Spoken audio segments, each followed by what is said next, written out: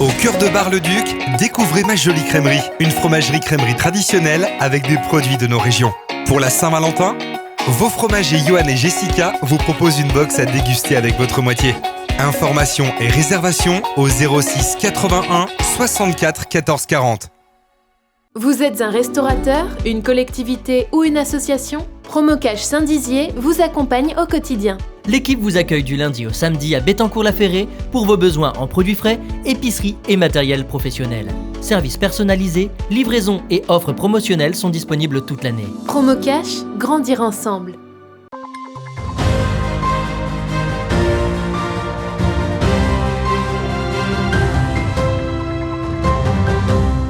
Bonsoir à tous, bienvenue dans votre 15 minutes info de ce jeudi 3 février.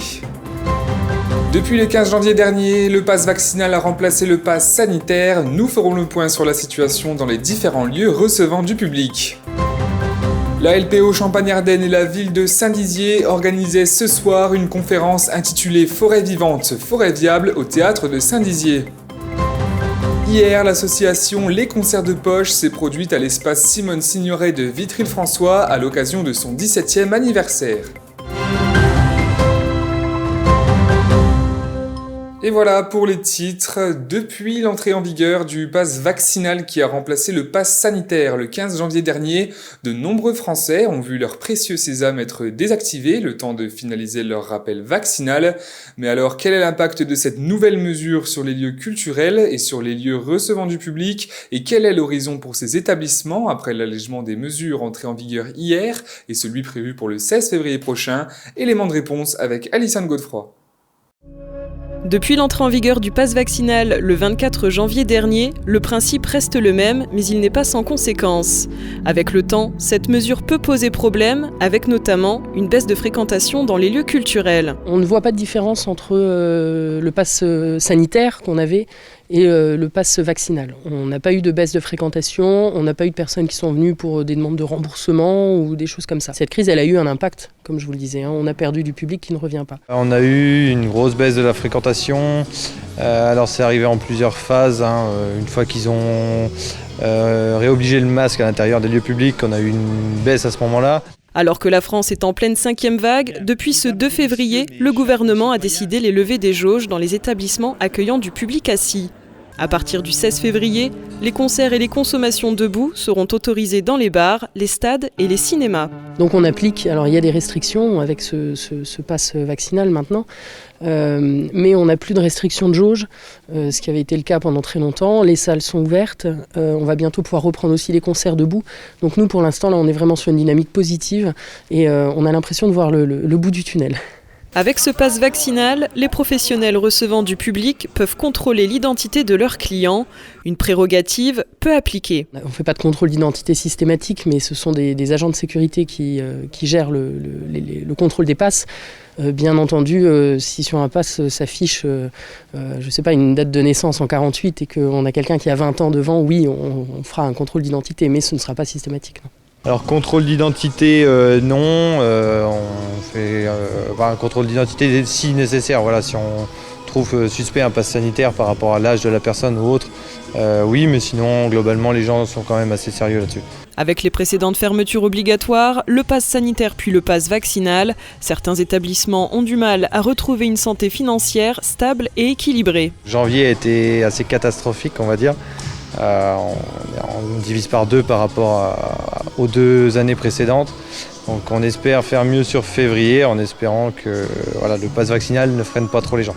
La levée des restrictions se poursuit avec au programme, à partir du 15 février, un délai d'injection du rappel vaccinal réduit à 4 mois pour avoir un pass vaccinal valide. Enfin, le 16 février, les discothèques fermées depuis le 10 décembre pourront rouvrir dans le respect du protocole sanitaire. Et passons tout de suite à notre image du jour. Le mémorial Charles de Gaulle à Colombey-les-Deux-Églises a réouvert ses portes depuis ce matin 10h.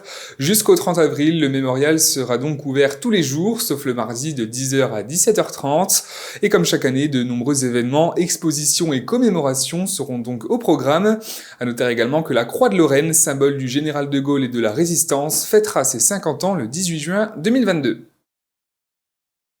Ce jeudi soir, la ville de Saint-Dizier et la LPO Champagne-Ardenne ont organisé une conférence intitulée « Forêts vivantes et forêts viables ». Cette discussion a tenté de définir ce qui lie étroitement l'humain à son milieu. Des évolutions sont inquiétantes également pour notre environnement, comme l'utilisation du bois à outrance qui entraîne une surconsommation de cette matière. La France est pourtant couverte à 31% de forêts, ce qui représente 16,8 millions d'hectares boisés, un chiffre qui augmente de 0,7% par an depuis 1985, selon l'Office national des forêts. Julien Voirin était sur place pour assister à la conférence. Pour cette nouvelle conférence, on a effectivement choisi le thème de la gestion forestière, qui est un thème qui rassemble beaucoup de monde parce que c'est un espace partagé, où il y a des gens qui y vont avec des intentions diverses. Il y a de l'exploitation forestière, donc il y a un enjeu commercial fort. La LPO dans le Grand Est, c'est 50 000 emplois, si on prend de la production jusqu'à la transformation.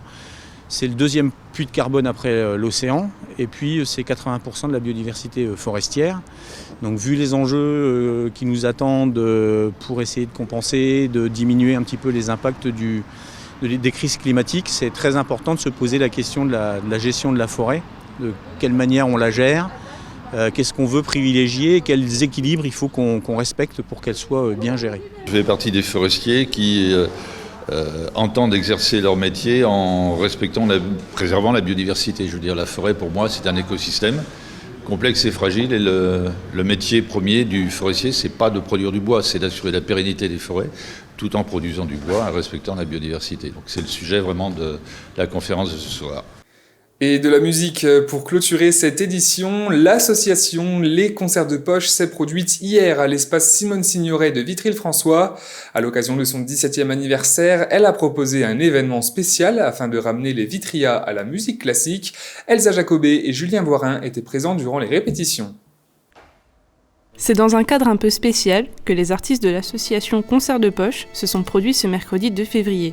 Concentration et patience étaient les maîtres mots. C'est-à-dire que nous, ce qu'on aime, c'est faire venir des grands artistes dans des salles des fêtes, dans des lieux où la musique classique n'a pas forcément lieu d'être tous les jours, et de réussir à faire venir tous les habitants dans ces lieux-là en organisant en amont des ateliers dans les écoles, les centres sociaux, les foyers logements, les prisons, voilà, toutes sortes d'endroits où alors la musique n'a pas toujours droit de citer, et donc on essaye d'amener tous ces habitants à l'intérieur des salles après pour venir écouter les grands artistes. Durant ces répétitions, les choristes du collège Karine Ruby, venus tout droit de Haute-Savoie, ont accompagné la chorale Vitriate.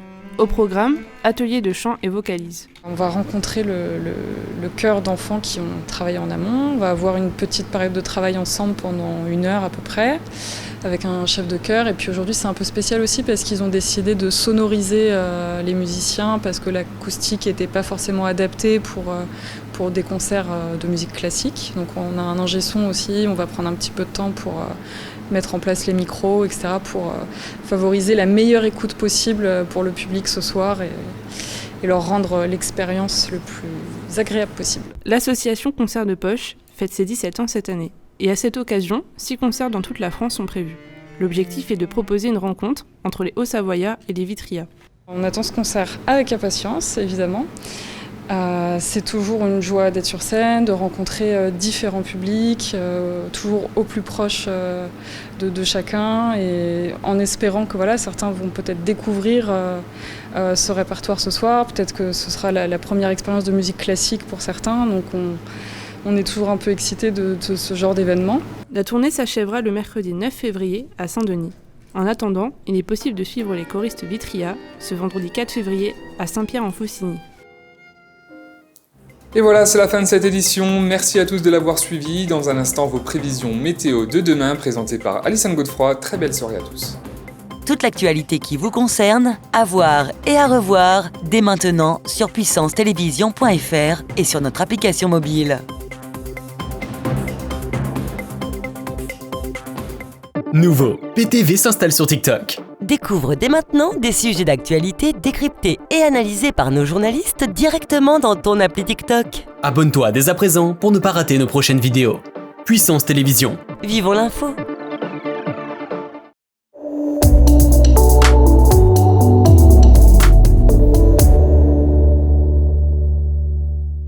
Bonsoir à toutes et à tous. Tout de suite, la carte de France. Celle-ci s'annonce pluvieuse pour demain.